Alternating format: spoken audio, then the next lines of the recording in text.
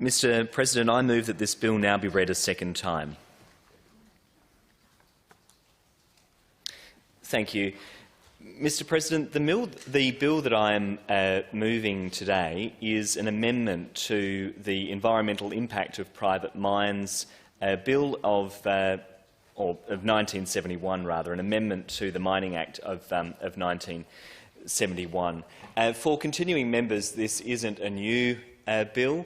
I introduced this back in the 54th Parliament, and I'm bringing it back because it's a good idea, Mr. President, to ensure that when we're looking at private mines, that the same obligations in terms of consultation apply, and that the same rules in terms of respect for our environment apply.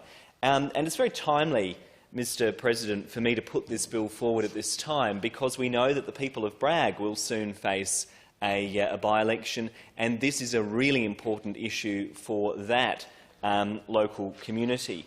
Indeed, members may be familiar with the White Rock Quarry and the push to expand that and what that represents in terms of encroachment on private land and community amenity. It's a big issue in that community, and I know people in that area will be watching this debate with great interest.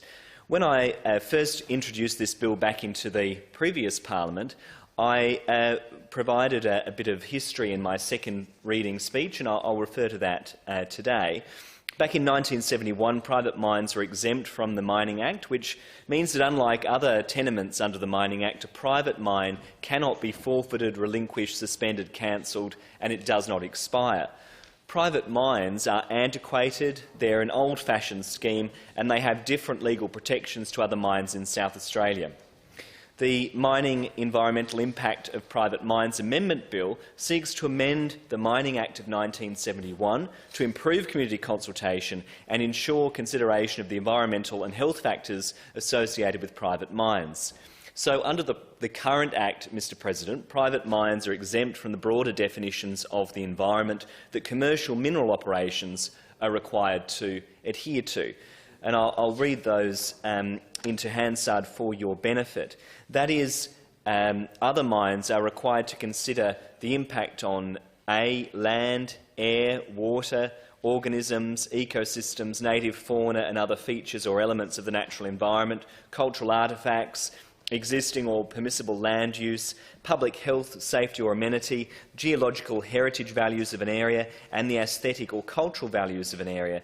What this bill does is it removes that limited definition of environment that exists specifically for private mines and instead ensures that the broader definition that applies for other forms of mining is so applied in this instance.